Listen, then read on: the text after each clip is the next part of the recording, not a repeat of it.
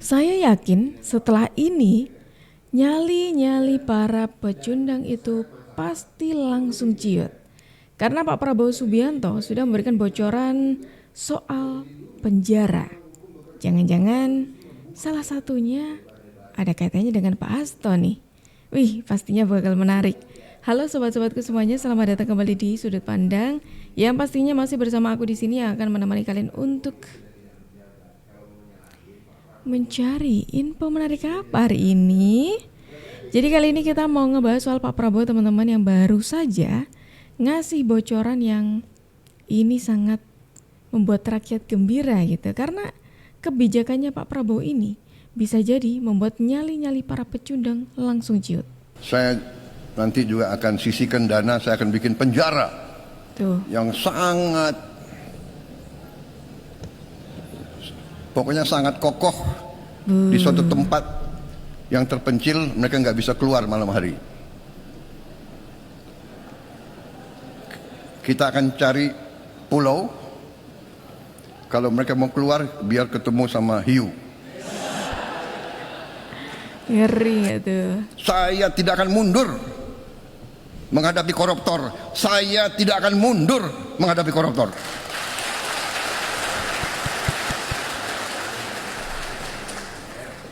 Mereka harus ngerti, saya ini siap mati untuk bangsa dan rakyat ini. Saya tidak takut, mafia manapun saya tidak takut. Oke, mantap. Apalagi nih. ada Kapolri sama Panglima TNI, masa kita takut? Apalagi guru-guru akan membantu saya ya. Ini ada yang menarik teman-teman, ketika Pak Prabowo Subianto akan menyiapkan penjara khusus ya. Khusus yang nantinya akan ada di tengah pulau, yang mana itu pastinya akan susah untuk kabur gitu. Tapi ada yang menarik lagi teman-teman.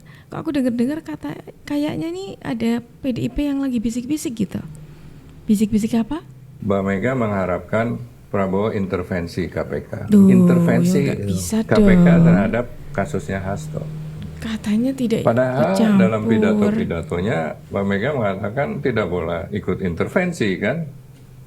Nah itu bahwa ada ketidakkonsisten di situ. Nah Prabowo bilang, kalau sekjen aja mah biasa gitu loh. Ya kan, ketua umum partainya banyak yang dicopot gitu oleh KPK. Jadi ini bukan sesuatu hal yang prinsip dia harus mengorbankan penegakan hukum gitu loh. Apalagi dia presiden yang baru. Jadi jangan sampai nama Pak Prabowo yang rusak, Megawati yang diuntungkan gitu loh. Kan kalau dia intervensi, presiden yang rusak namanya.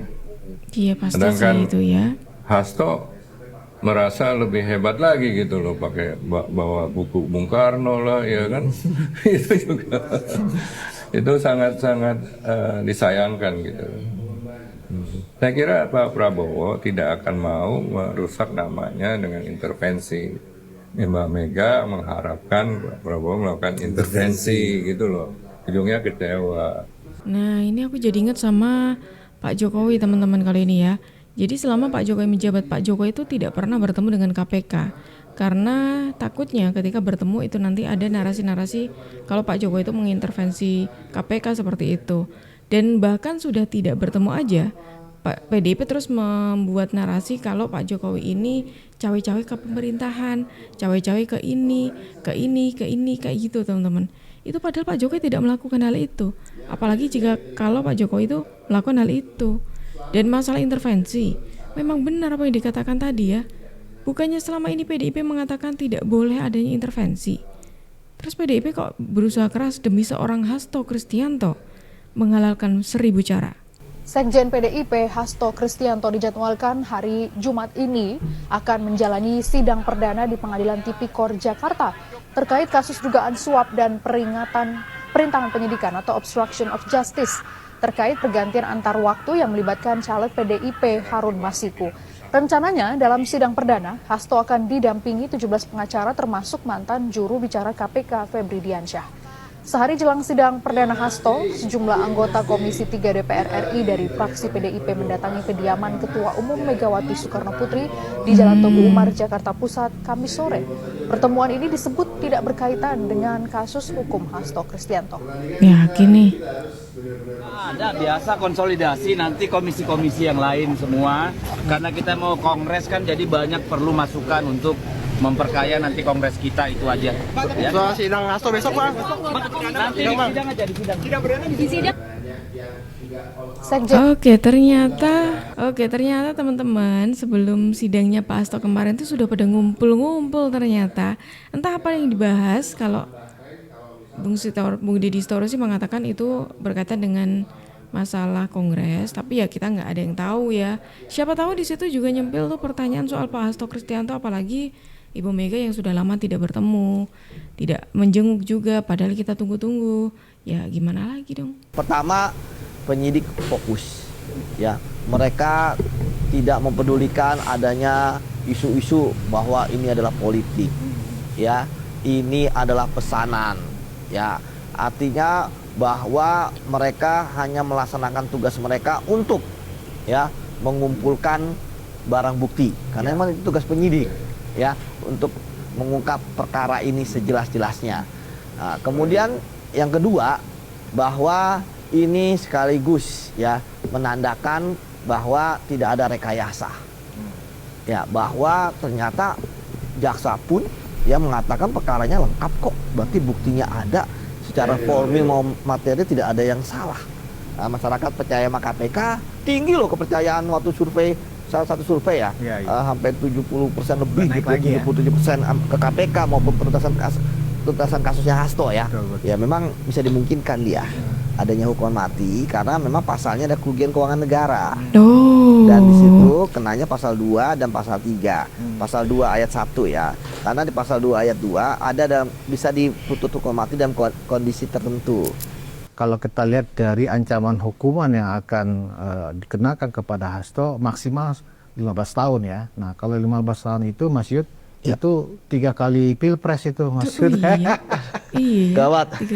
Artinya 2039 artinya Hasto Kristianto memang secara karir politik kalau memang ancaman hukuman itu dikenakan kepada Hasto, ya kawannya selesai juga karir politiknya kan. Nah, mudah-mudahan kalau memang Hasto merasa tidak bersalah secara kasus korupsinya, ya silakan beberkan semuanya di persidangan nanti. KPK ya, bahwa mereka telah menyelesaikan proses penyidikan dan saat ini kasusnya Hasto. Nah, oke, jadi ini merupakan gambaran atau dugaan dari ancaman hukumannya Pak Hasto Kristianto yang ternyata cukup berat ya. Dengan kesalahan itu bisa maksimal 15 tahun. Yang artinya kalau sampai mentok maksimal nih, berarti artinya 3 kali pilpres Pak Hasto tidak bisa ikut. Tidak bisa ikut.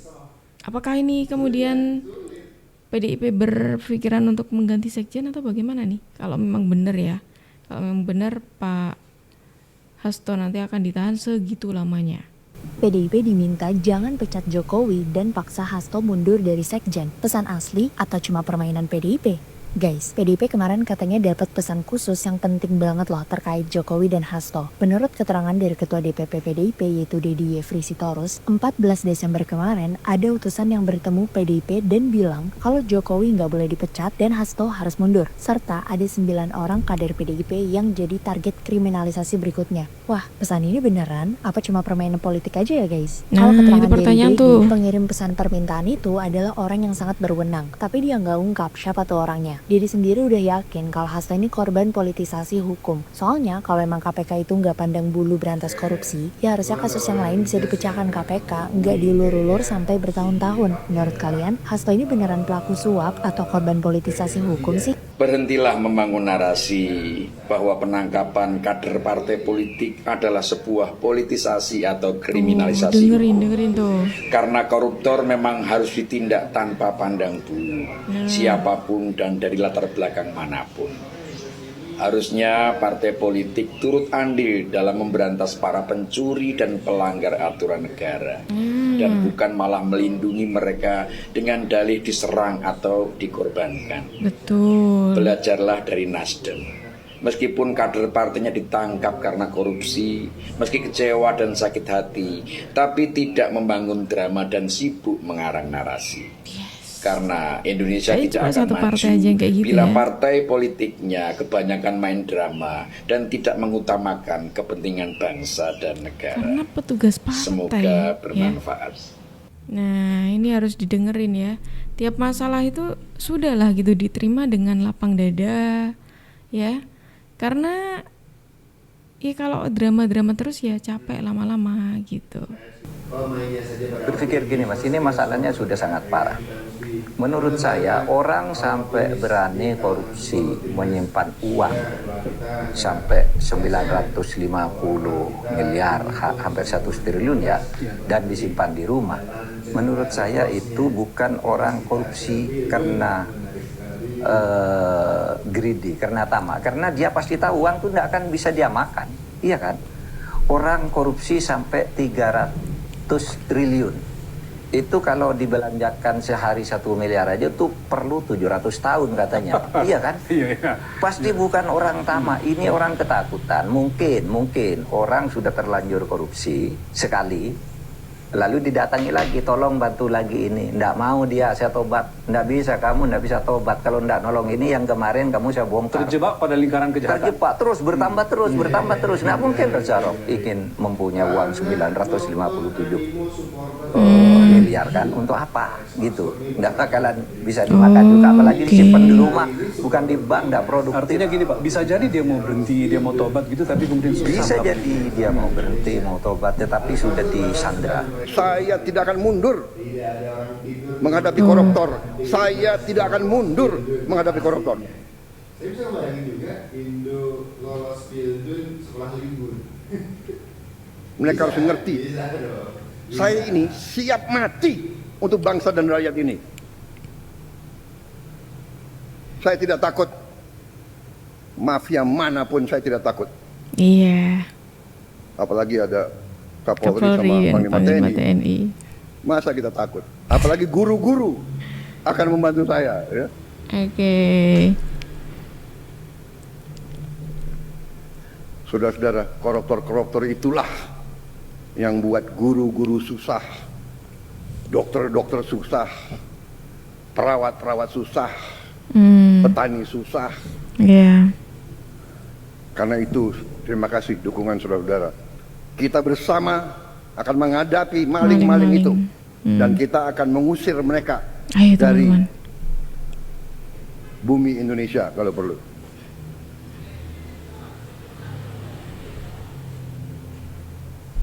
Saya nanti juga akan sisihkan dana, saya akan bikin penjara yang sangat, pokoknya sangat kokoh di suatu tempat yang terpencil, mereka nggak bisa keluar malam hari. Oh. Kita akan cari pulau, kalau mereka mau keluar biar ketemu sama hiu.